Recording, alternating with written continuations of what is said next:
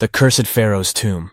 The heat of the Egyptian desert was oppressive, even in the early morning. We had been digging for weeks, sifting through endless layers of history in search of something, anything, that would justify our efforts.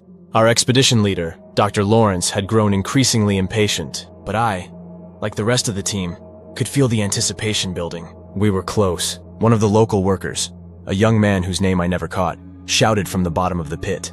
We rushed over, the sun glaring in our eyes as we peered down at what he had uncovered. There, etched into the ancient stone, was a symbol, a cartouche, barely visible but unmistakable to those of us who had spent years studying the ancient texts. "It's a pharaoh's tomb," Lawrence murmured, his voice a mix of disbelief and excitement. The tomb was hidden beneath layers of forgotten time, buried deep in the earth, as if it had been deliberately concealed. It took us hours to clear the entrance. Finally, as the sun began its descent, the entrance was fully revealed, a gaping maw of darkness that seemed to swallow the light. Lawrence insisted we go in immediately. "Time is of the essence," he said. We prepared our gear, flashlights, cameras, and tools. The locals refused to join us, muttering something about a curse. The moment we crossed the threshold into the tomb, the air changed. It was thick, almost suffocating, and carried with it a smell that reminded me of decay, of something long dead yet disturbingly present. The tunnel led us deep underground, farther than we had anticipated. The stone walls were covered in hieroglyphs, depicting scenes of ritual and death, ancient ceremonies that spoke of power and sacrifice. Then we found the first body. The remains were skeletal, its clothes reduced to tatters. The sight stopped us cold. The corpse's fingers were clawed into the ground, the expression frozen in a rictus of terror, though the skull had long since lost its flesh. "How old do you think it is?" I asked, my voice sounding small and hollow in the dark. "Old enough," Lawrence replied, but there was a crack in his bravado now. We pressed on, but the atmosphere grew heavier with each step. There was something in the air, an almost palpable sense of dread, like a weight pressing down on my chest. The hieroglyphs seemed to move in the flickering light, dancing in a grotesque mimicry of life. Then we reached the burial chamber. The room was vast, its ceiling lost in darkness. Massive stone pillars rose from the ground, etched with more hieroglyphs, more warnings. And there at the center of the chamber was the sarcophagus. It was massive, made of black stone, its surface smooth except for the intricate carvings that covered it. A pharaoh's likeness was etched into the lid, his face serene.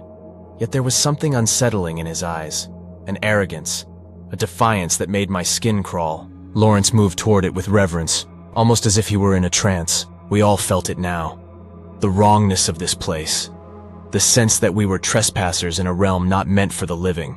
But Lawrence was unstoppable. With a determination that bordered on madness, he began to pry open the sarcophagus. The lid was impossibly heavy, and it took all of us to shift it. As we did, a low moaning sound filled the chamber, a sound that seemed to come from the very walls themselves. The lid slid off with a final bone-chilling scrape, and for a moment, there was nothing but silence. And then we saw it. The mummy lay inside, wrapped in tattered linen, its face obscured by the shroud. But this was no ordinary mummy. There was something terribly wrong with it. The bandages were stained, darkened with something long dried but unmistakable. Blood. Before we could react, a sound echoed through the chamber, a deep, resonant thud, like the beating of a heart. The walls seemed to close in around us, the darkness thickening, and then the smell hit us. A stench so foul, so overwhelming that it made my stomach churn. It was the smell of death, ancient and powerful. Lawrence reached out, his hands trembling as he moved to uncover the mummy's face. But before he could, the bandages began to unravel on their own, slowly, as if some unseen force was peeling them away. We watched, frozen in horror, as the face of the mummy was revealed. It was not the withered, decayed visage we expected. No, it was something far worse. The skin was leathery but intact, the eyes sunken yet somehow alive, burning with a malevolent light that seemed to pierce through us. The mouth, twisted into a grotesque grin, began to move, emitting a low, guttural sound that sent a shockwave of terror through my body. And then the mummy moved. Its hand shot out, faster than any of us could react, grabbing Lawrence by the throat. His scream echoed through the chamber, a sound of pure, unadulterated terror. We tried to pull him away, but the grip was impossibly strong. The mummy's eyes locked onto mine, and in that moment, I felt something dark and ancient reach into my soul, filling me with a dread unlike anything I'd ever known. Then, with a sickening crunch, Lawrence's body went limp, and the mummy released him, letting his lifeless form drop to the ground. We ran, stumbling through the darkness, the walls seeming to close in around us, the air thick with the sound of our ragged breaths and the relentless pounding of that unseen heart. As we burst out of the tomb and into the night, the desert air hit me like a cold slap. But even as we gasped for breath, I knew it wasn't over. The curse had been awakened, and it wasn't going to let us go. We had disturbed something ancient, something powerful, and it was coming for us. One by one, the wind howled outside the tent, carrying with it the endless whispers of the desert. But it wasn't the wind that kept me awake. It was the memory of Lawrence's lifeless eyes, the way his body crumpled like a rag doll in the grip of something that should have been long dead. The others were just as shaken. "We need to leave," I said finally, breaking the heavy silence. "We've unleashed something we don't understand. We need to get out of here before it's too late." Dr. Whitaker, the team's historian, looked up from the cup of tea he had been clutching, his hands trembling. "Leave? And go where? We're in the middle of the desert. The nearest town is days away, and with Lawrence gone..." "We're not staying here!" I snapped, the fear giving way to anger. Dr. Whitaker opened his mouth to argue, but before he could, a scream tore through the night. A scream so shrill, so filled with terror, that it froze the blood in my veins. It was coming from Jenkins' tent. We scrambled to our feet, knocking over the lantern in our haste. The light flickered and died, plunging us into darkness. My heart pounded as I fumbled for my flashlight, my hands shaking so badly I could barely hold on to it. When I finally managed to get the light on, I wished I hadn't. Jenkins' tent was ripped open, the fabric flapping wildly in the wind. Blood splattered the ground, dark and glistening in the beam of my flashlight, but there was no sign of Jenkins. Just the blood and something else.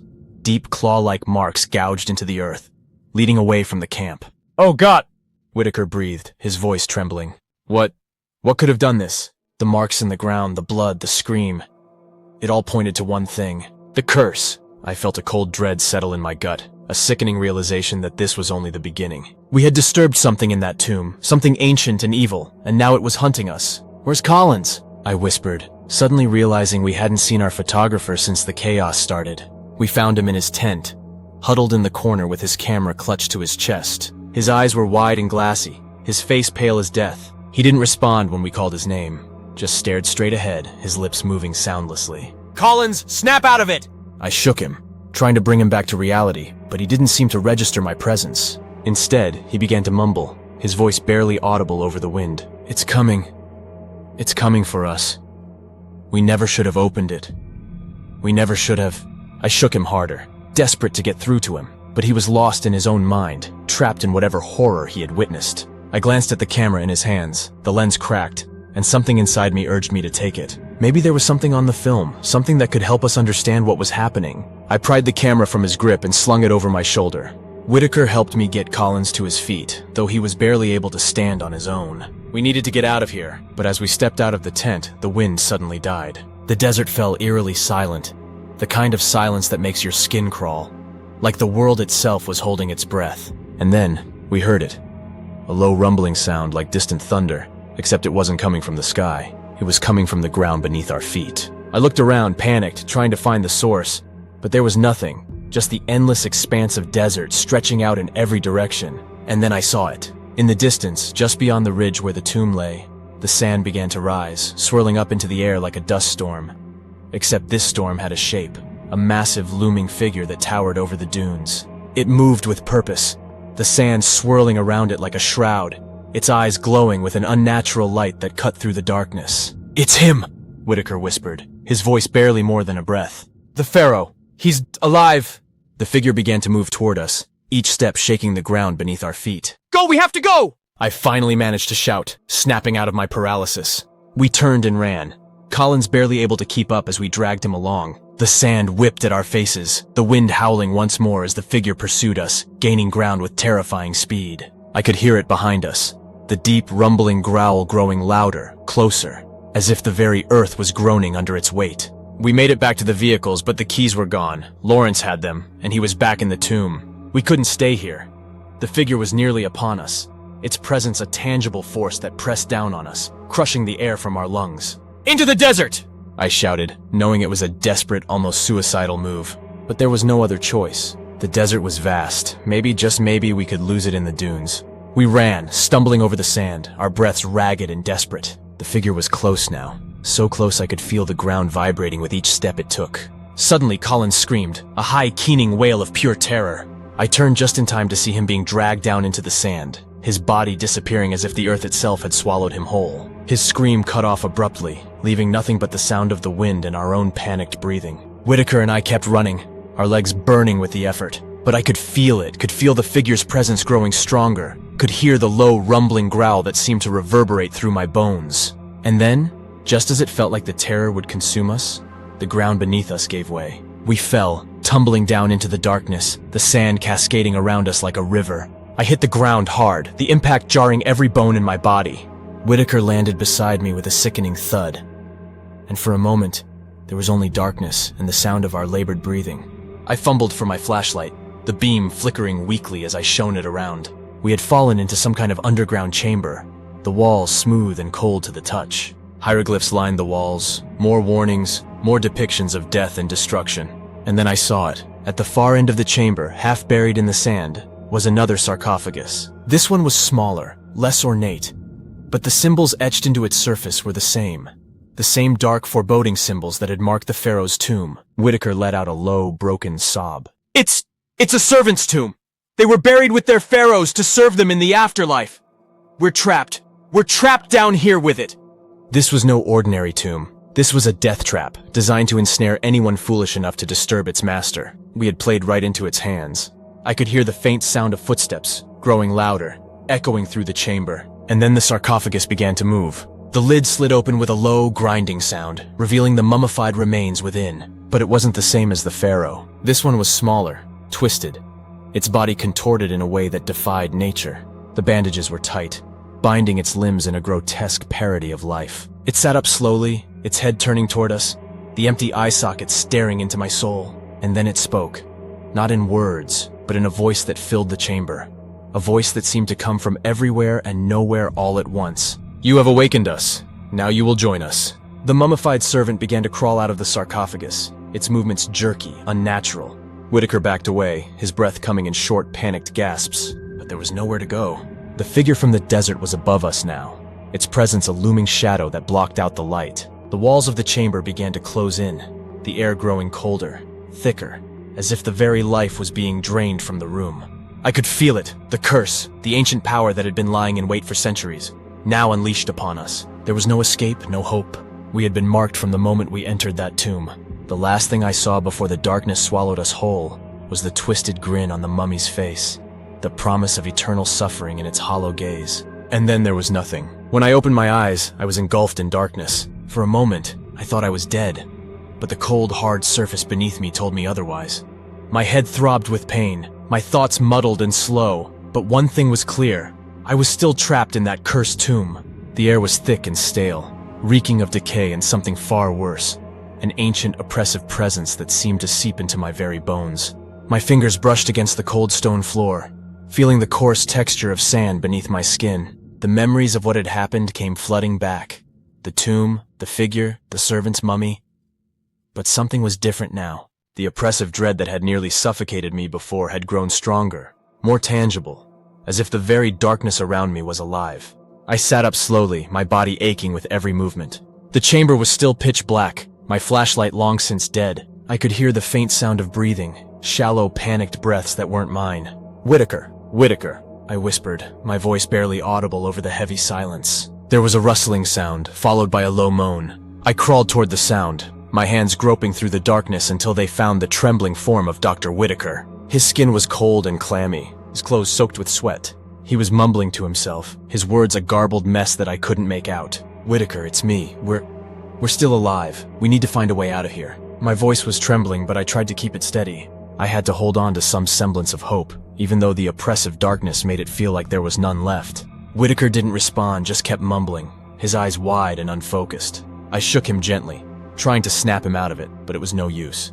He was lost in his own mind, trapped by whatever horrors he had witnessed. I turned my attention to the chamber, trying to make sense of our surroundings. The last thing I remembered was the servant's mummy crawling toward us, the walls closing in. But now everything was silent, still, as if the tomb itself was holding its breath, waiting.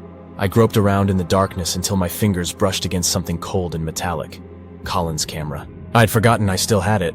With trembling hands, I fumbled to open the camera, pulling out the roll of film. It was a small, fragile thing, and for a moment I hesitated. There was no way to develop the film down here, but maybe, just maybe, there was something on it that could explain what was happening, something I had missed. But before I could dwell on the thought, a sound echoed through the chamber, a faint scraping noise, like nails on stone.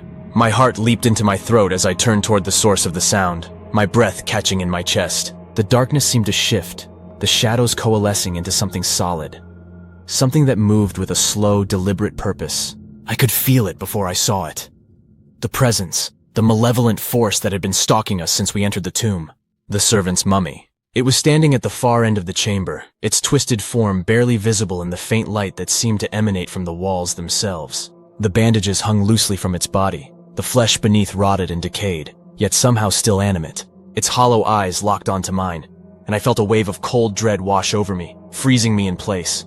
Whitaker began to moan louder, his voice rising to a frantic pitch as the mummy started to move toward us. Its steps were slow, deliberate, as if it knew we had nowhere to run. No escape from the curse that had claimed us. I scrambled to my feet, dragging Whitaker with me, though he could barely stand. The chamber seemed to close in around us, the air growing colder, thicker, as if the darkness itself was suffocating us. I could feel the weight of the curse pressing down on me, the ancient power that had been lying in wait for centuries, now fully awakened and hungry for vengeance.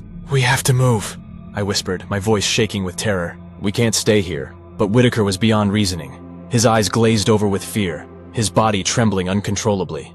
I had no choice but to pull him along, every step a monumental effort against the overwhelming dread that threatened to paralyze me. The mummy's footsteps grew louder, closer, as we stumbled through the darkness, our breaths coming in ragged gasps. The walls of the chamber seemed to pulse with a malevolent energy, the hieroglyphs glowing faintly in the darkness, their meanings twisted and corrupted by the curse. And then, without warning, the ground beneath us gave way once more. We tumbled through the darkness, falling into yet another chamber, this one even deeper, even darker than the last. I hit the ground hard, the impact knocking the wind out of me. Whitaker landed beside me, his body limp and unresponsive. I struggled to my feet, my hands shaking as I tried to get my bearings. But there was no light, no sound, nothing but the oppressive darkness and the faint, distant echo of that terrible heartbeat. Thud, thud, thud. The air in this chamber was colder, almost freezing, and the smell was unbearable. Rot, decay, and something far worse. It was as if the tomb itself was alive, feeding on our fear, growing stronger with every passing moment. And then, I heard it. A low, guttural growl that sent a shock of terror through my body. It wasn't the mummy. No, this sound was different, deeper, more primal. I could feel the vibrations in the ground, the rumble of something massive moving beneath the surface. The growl grew louder, the vibrations more intense until the ground beneath us began to crack, fissures opening up in the stone floor. I backed away, pulling Whitaker with me, but there was nowhere to go. The chamber was a dead end, and whatever was coming, it was coming fast. And then the floor exploded. A massive serpentine creature burst from the ground, its scales glistening in the faint light, its eyes glowing with a fierce, unnatural fire. It was like nothing I'd ever seen. Part snake, part something else, something ancient and monstrous. Its body coiled around the chamber, filling the space with its immense bulk, the ground shaking with its every movement. Whitaker let out a choked scream, his voice barely more than a whisper as the creature loomed over us, its jaws opening wide to reveal rows of razor-sharp teeth. I could feel the heat of its breath, the stench of death that clung to its scales, and I knew in that moment that we were doomed. But then, just as the creature was about to strike, the mummy appeared once more, its twisted form standing at the edge of the chamber. It raised one skeletal hand and the creature hesitated, its eyes flicking between us and the mummy, as if it were waiting for some unseen command. The mummy took a step forward, its bandages trailing behind it like tendrils of shadow. The creature lowered its head, its massive body coiling tighter around the chamber, as if it were preparing to strike at the mummy instead of us. And then the mummy spoke. Its voice was a rasping whisper, barely audible, yet it filled the chamber with an eerie, unnatural presence. The words were in a language I didn't understand, ancient and alien, but the meaning was clear. The mummy was in control, and the creature was its servant, bound by the same curse that had ensnared us. The creature let out a low, rumbling growl, but it didn't move. Instead, it began to retreat, sinking back into the ground, the fissures closing up behind it. The mummy watched it go, its hollow eyes gleaming with a malevolent light, before turning its gaze back to us. I could feel the curse tightening around us, the air growing colder, the darkness more suffocating. The mummy raised its hand once more, and I knew in that moment that it was preparing to finish what it had started. But before it could, the ground beneath us began to shake again, this time more violently, the entire chamber trembling as if it were about to collapse. The hieroglyphs on the walls flared to life, their glow growing brighter, more intense, until the entire chamber was bathed in an eerie, unnatural light. The mummy let out a low hiss, its body shuddering as the light enveloped it. For a moment it seemed to waver, its form flickering like a dying flame, before it was consumed by the light, disappearing into nothingness. The ground shook harder, the walls cracking, the ceiling beginning to cave in.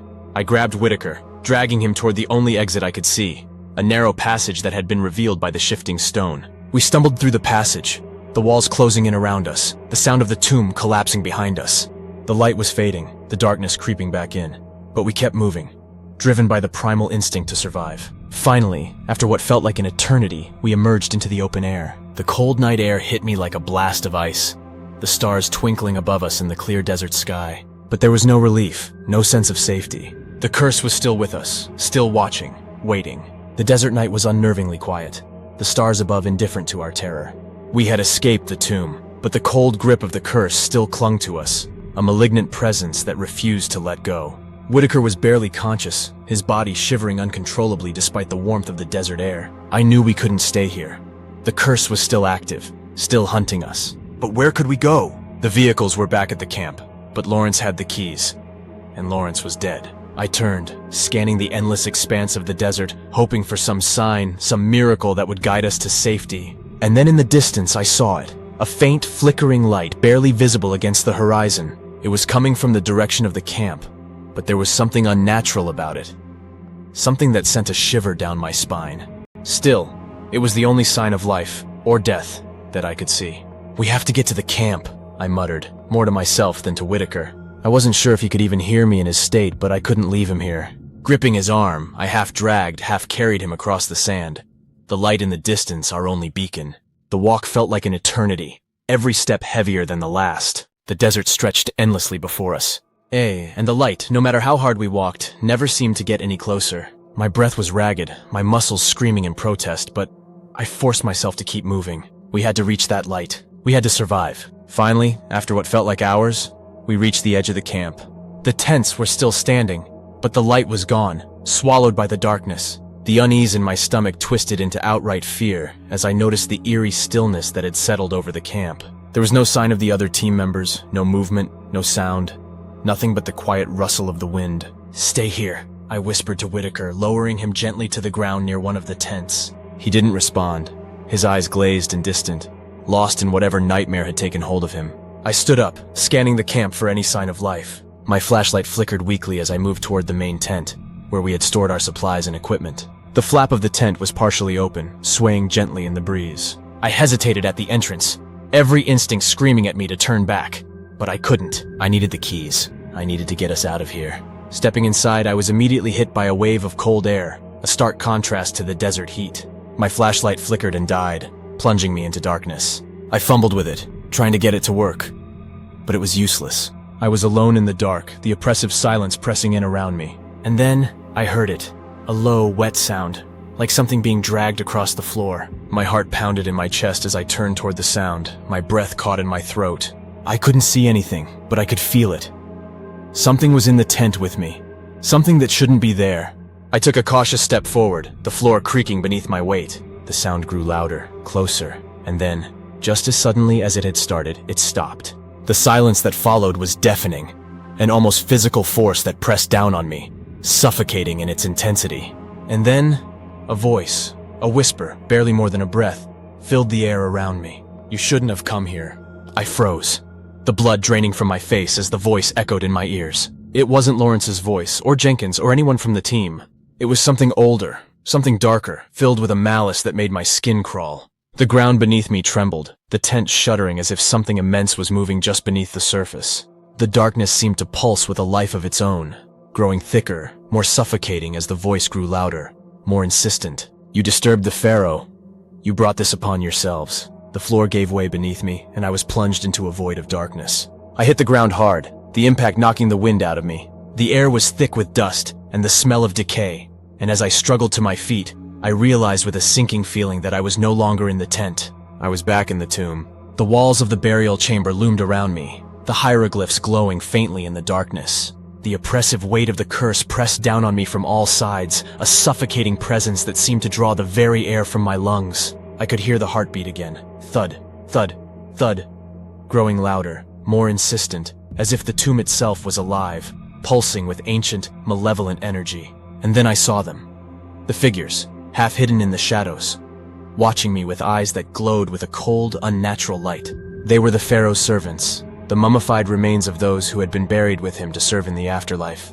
But they were not at rest. They were moving, shambling toward me with jerky, unnatural movements, their bandages trailing behind them like shadows. I backed away, my heart pounding in my chest, but there was nowhere to go. The chamber was a dead end, the walls closing in around me, the servants drawing closer with every step. I could see their faces now, twisted, grotesque parodies of life, their mouths moving in silent whispers that filled the air with dread. "You will join us. You will serve the Pharaoh." I stumbled, falling back against the sarcophagus that dominated the center of the chamber. The stone was cold against my skin, the carvings on its surface pulsing with a faint, sickly light. I could feel the curse wrapping around me, tightening like a noose, and I knew that this was it. There was no escape. I had unleashed something far beyond my understanding, and now it had come to claim me. But then, just as the servants were upon me, the chamber was filled with a blinding light, a light so bright, so intense that it burned the very air around me. The servants recoiled, their forms dissolving into the shadows, their whispers turning to screams of agony. And then the light faded, and I was left alone in the darkness. For a moment I thought I had been saved, that the curse had been broken. But then, I saw it. The Pharaoh, standing at the far end of the chamber, his eyes burning with a fierce, malevolent fire. He was taller than I had imagined, his form imposing, regal, yet twisted by centuries of death and decay. He raised one hand, and the ground beneath me trembled.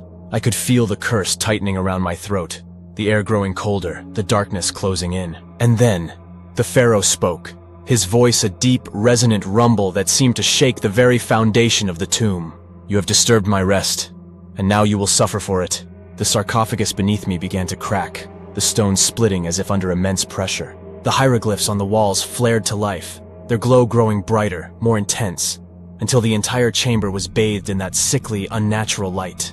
The Pharaoh's hand clenched into a fist, and I felt a crushing force around my chest, squeezing the breath from my lungs. My vision blurred, the chamber spinning around me as the darkness closed in, suffocating, all-consuming. But just as I was about to succumb to the curse, I heard a sound, a voice, distant and faint but unmistakable. It was Whitaker. "Fight it. You have to fight it."